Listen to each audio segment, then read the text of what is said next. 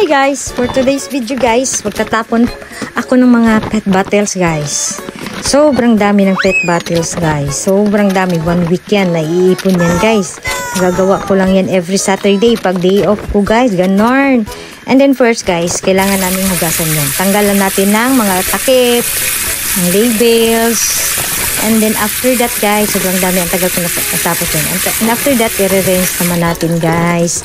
Para mawala yung mga amoy sa loob ng mga pet bottles. Ganun guys. Sobrang dami. And after that, kailangan natin, first, tapon muna natin yung mga natanggal natin yung mga labels at saka takip. Lagay muna natin sa basurahan. Hinugasan namin yan guys kasi dadalhin namin yan sa 7-Eleven. Mayroon kasing ano doon, mayroon kasing recycle machine. Tapos, every 5 bottles, may 1 point ka. O, di ba sayang din yun, nagagamit din yun, di ba guys? Ganon. Pero may araw talaga dito ng pick up ng basura ng mga bottles guys. Bottles, can, dumbbell.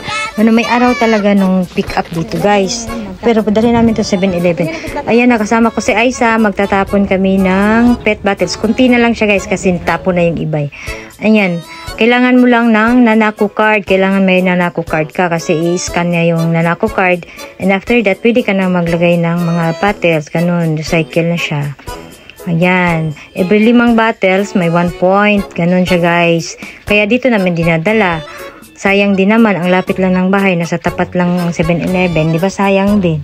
Pwede rin naman minsan tinatapon na lang din namin pag sobrang dami na guys. Ganun. Pero kasi ang nagdadala talaga dyan yung tita nila. Ngayon ko lang, ginawa ko lang ito ngayon kasi for this vlog lang guys. Ganun siya guys. And si Aiza, na-request ko pa yan kay Aiza. Samahan niya ako para ako mag-video siya ang gagawa. Ganun siya guys. Ayan na guys oh. Diba? Unti lang. Unti lang yung dala namin. Ayan na. Tapos na siya. And then finish. So ganun lang guys. Tapos na tayo. O diba may points ka na. O diba sayang din yung points. But maiipon yun, dadami din yung points. Baka gamit mo dyan sa 7-Eleven. Kung malapit ka lang naman sa 7-Eleven. Diba guys?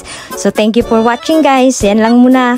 And bye na. Uwi na kami ni Aiza. Bye! Thank you for watching. Amping! Kanunay!